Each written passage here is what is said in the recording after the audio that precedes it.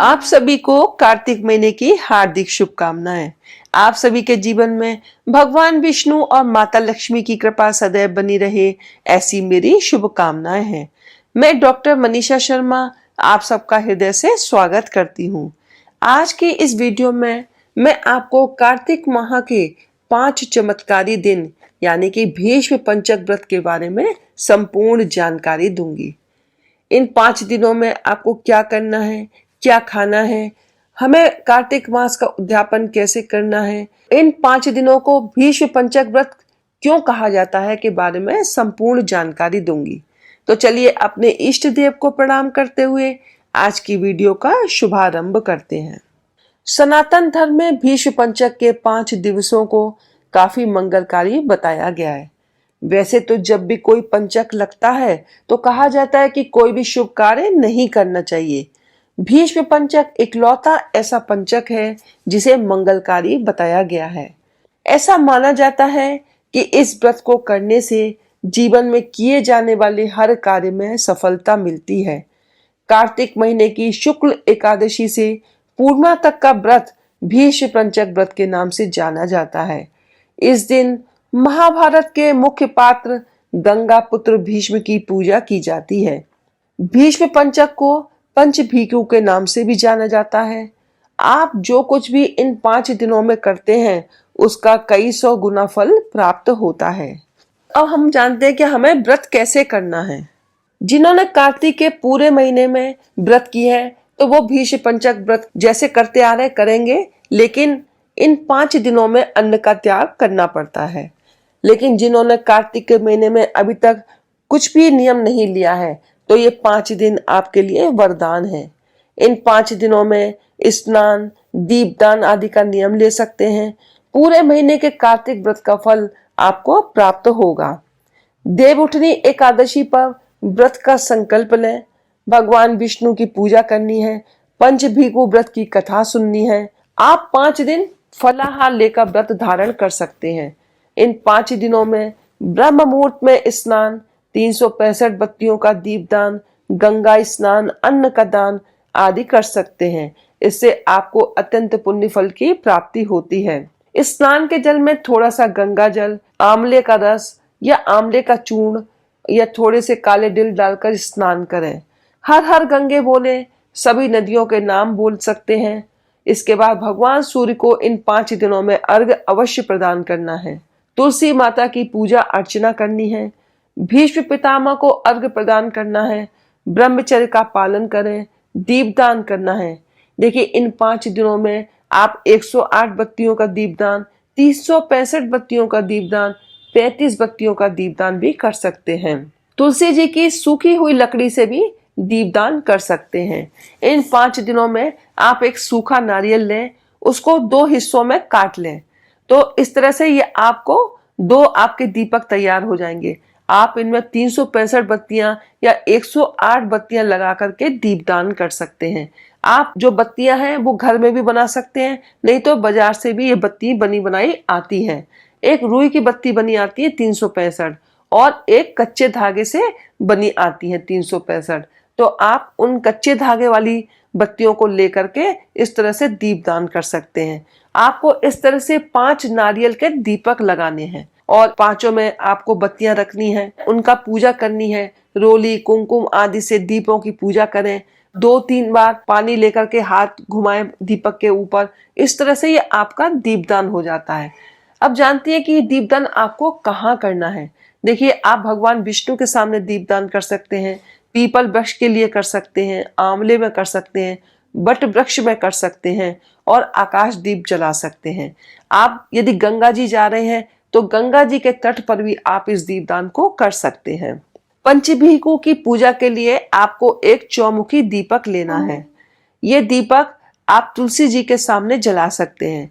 एक थाली लीजिएगा, उसमें आप चौमुखी दीपक रखिएगा और 2 कटोरी, एक में राई और एक में हरा आंवला या सूखा आंवला रख सकते हैं।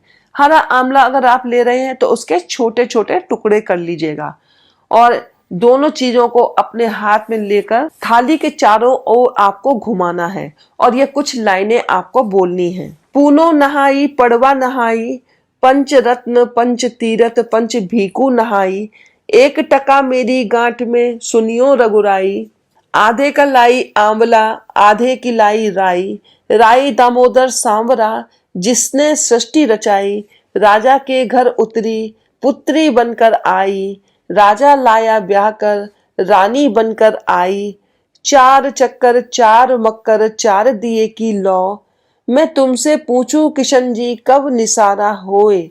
जब आएगा कार्तिक का महीना तब निसारा होए, जब नहाएंगे कार्तिक का महीना तब निसारा होए। इस तरह से आप ये लाइनें बोल सकते हैं और ये जब पूरी हो जाए उसके बाद जो आपके हाथ में राई और आंवला है उसको दीपक की थाली में रख दें। तो इस तरह से आप ये पंचभीकु की पूजा कर सकते हैं। आपको ये एक ही दिन करना है, पहले एकादशी वाले दिन कर सकते हैं या पूर्णमासी के दिन भी कर सकते हैं। ये जो पंचभीकु व्रत है, ऐसा कहा जाता है कि महाभारत में कुरुक्षेत्र युद्ध की समाप्ति के बाद भीष्म ने अपना भौतिक शरीर छोड़ने से पहले व्रत का पालन किया था। इस व्रत के महात्म्य का वर्णन पद्म पुराण में मिलता है। यह व्रत रखने से संयम और सात्विकता आती है। इस व्रत में आपको अन्न का त्याग करना पड़ता है। आप फलाहार ले सकते हैं, दूध दही आदि ले सकते हैं, इसमें अन्न नहीं खाया जाता है, बस इस बात का ध्यान रखना पड़ता है। कार्तिक पूर्णिमा पर आपको अपने इन व्रत का उद्यापन करना है। फिर पड़वा पर चिड़ा चिड़ी की कथा सुनकर भगवान को खिचड़ी का भोग लगाकर अपने व्रत का पारण करते हैं। पंचभीकु व्रत में देखिए तर्पण भी किया जाता है। भागवत महापुराण या गीता का पाठ करना चाहिए। निसंतान दंपति को संतान की प्राप्ति होती है, सुख सम्मान में वृद्धि होती है। जो तर्पण होता है वो भीष्म पितामह के लिए किया जाता है। तो आप इस तरह से अपने व्रत को पूर्ण कर सकते हैं। अब हम जानते हैं कि ये भीष्म पंचक व्रत इनको क्यों कहा जाता है। तो इसके लिए एक छोटी सी कथा आती है, वो मैं आपको सुनाती हूँ। जब महाभारत का युद्ध समाप्त हुआ तब भीष्म पितामह सूर्य के उत्तरायण होने की प्रतीक्षा कर रहे थे और पांचों पांडवों को उनके पास लेकर भगवान कृष्ण गए, क्योंकि जो भीष्म पितामह है वो बाणों की शैया पर लेटे हुए थे। जब भगवान कृष्ण पांचों पांडवों को लेकर उनके पास पहुंचे तो युधिष्ठिर जी ने भीष्म पितामह से राज संबंधी उपदेश देने की प्रार्थना की। तब उन्होंने 5 दिनों तक राजधर्म, मोक्ष धर्म, वर्ण धर्म आदि का उपदेश दिया। इससे भगवान कृष्ण प्रसन्न हुए। उन्होंने कहा कि हे पितामह, आपने जो ये 5 दिनों तक उपदेश दिया है उससे मैं अत्यंत प्रसन्न हूँ। आपकी स्मृति में मैं ये भीष्म पंचक व्रत स्थापित करता हूँ। जो लोग इस व्रत को धारण करेंगे वे कई प्रकार का सुख भोग कर अंत में मोक्ष को प्राप्त होंगे। उन्हें पुत्र पौत्रादि धन धान्य की कोई कमी नहीं रहेगी। वे आयु पर्यंत हर प्रकार के भौतिक सुखों को प्राप्त करेंगे। ये शास्त्रीय प्रमाण है इस व्रत का। तो यदि आपने अभी तक पूरे कार्तिक के महीने में कुछ नहीं किया है तो आप इन 5 दिनों का लाभ उठा सकते हैं। इस व्रत के कुछ नियम हैं जो हमें ध्यान में रखने चाहिए।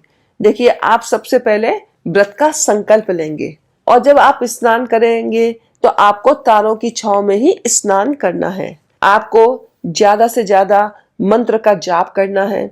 विष्णु सहस्त्र नाम का पाठ करिएगा। ये विधि मैं आपको बहुत सरल तरीके से बता रही हूँ, क्योंकि जो शास्त्रों में वर्णित है वो विधि थोड़ा सा कठिन है, मुश्किल है। हम गृहस्थियों के लिए ये विधि आसान है। आप इस विधि से भी आप पंचभीकु व्रत कर सकते हैं। तो जितना इन 5 दिनों में मंत्र जाप किया होता है उतना ही हमें लाभ प्राप्त होता है। आकाश दीप भी आपको अवश्य प्रज्वलित करना है। ये जो व्रत है, वैसे तो जो शास्त्रों में लिखा है निराहार लिखा है कि निराहार रहकर व्रत करना चाहिए, लेकिन ये संभव सबके लिए नहीं है। तो आप एक समय फलाहार कर सकते हैं।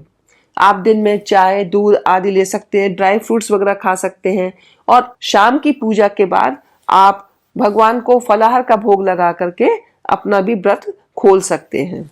उद्यापन आप कार्तिक पूर्णिमा को करें तो इसमें आप क्या कर सकते हैं कि आप पंडित पंडितानी को बुला करके अपने घर में भोजन करा सकते हैं और ऊनी वस्त्रों का दान दें। छाता, जूते, चप्पल, गर्म कपड़े आदि का दान दे सकते हैं। और जो आपकी श्रद्धा हो जो जितनी आपकी सामर्थ्य हो उस हिसाब से दान दक्षिणा दे करके आप अपने व्रत को पूर्ण कर सकते हैं। यदि आप इन 5 दिनों में चाहें तो आप अखंड दीपक प्रज्वलित कर सकते हैं। अखंड दीपक जलाना करना भी बहुत शुभ माना जाता है। तो इस तरह से आप अपने व्रत को पूर्ण करिएगा और व्रत का फल आपको अवश्य प्राप्त होगा। अब मैं आपको कुछ सरल उपाय बताती हूँ जो आप इन दिनों में कर सकते हैं। देखिए, जब आप 365 बत्ती का दिया जला रहे हैं या 108 बत्ती का दिया जला रहे हैं, आप उसके अंदर 1 लौंग और थोड़ी सी काली हल्दी का टुकड़ा डाल दीजिएगा। ये अत्यंत शुभ माना जाता है। यदि आपने अभी तक कोई भी दीपदान नहीं किया है तो आपको दीपदान अवश्य करना है। अंधेरे स्थान पर दीपदान का विशेष महत्व है। एक तुलसी की जो जाप करने वाली माला होती है, आप उसको अपने घर के मंदिर में ही भगवान विष्णु को इन 5 दिनों के लिए पहना दीजिएगा उनके गले में। और 5 दिन तक जब आप अपने मंदिर में विराजमान विष्णु जी के गले में ये माला पहनाएंगे तो आप मंत्र जाप आदि करेंगे तो ये माला अपने आप अभिमंत्रित हो जाएगी। और 5 दिनों के बाद यदि आप चाहें तो ये तुलसी जी की माला खुद भी धारण कर सकते हैं, नहीं तो अपने मंदिर में आप इसको रख दीजिएगा। इस पे आप बाद में जाप भी कर सकते हैं। आपको इन दिनों में चावल का दान अवश्य करना है। आप एकादशी के दिन, द्वादशी के दिन, इन 5 दिनों में किसी भी दिन चावल का दान कर सकते हैं। इन 5 दिनों में आपको तुलसी का पौधा भी दान अवश्य करना चाहिए। आप यदि किसी को दान कर सकते हो दान कर दीजिए, नहीं तो आप मंदिर में इस पौधे को रखकर आ सकते हैं। अब हमें कुछ सावधानियां रखनी है। देखिए, इन 5 दिनों में आपको शरीर पर तेल नहीं लगाना है, भूमि पर शयन करना है, इससे अकाल मृत्यु से बचाव होता है। आपको बैगन, करेला, दही, मांसाहार, चावल आदि नहीं खाने हैं। लाल मसूर की दाल आदि का सेवन नहीं करना है। तो ये छोटी छोटी सावधानियां हैं जो आपको रखनी है। आपके द्वारा कोई आहत ना हो। आपको मन, वचन और कर्म से सात्विक रहना है। सभी का आदर और सम्मान करना है। पशु पक्षियों को खाने के लिए कुछ ना कुछ अवश्य देना है। आप इन छोटी छोटी सावधानियों को ध्यान में रखिएगा और अपने व्रत को पूर्ण करिएगा। तो आज की वीडियो में बस इतना ही। मिलते हैं अगली वीडियो में कुछ नई जानकारी के साथ। यदि आपको आज की वीडियो अच्छी लगी हो तो प्लीज लाइक करें, मेरे चैनल को सब्सक्राइब करें, शेयर करें, बेल आइकन को प्रेस करें ताकि आपको आगे आने वाली वीडियोस का नोटिफिकेशन प्राप्त हो सके। हर हर महादेव, जय भोलेनाथ।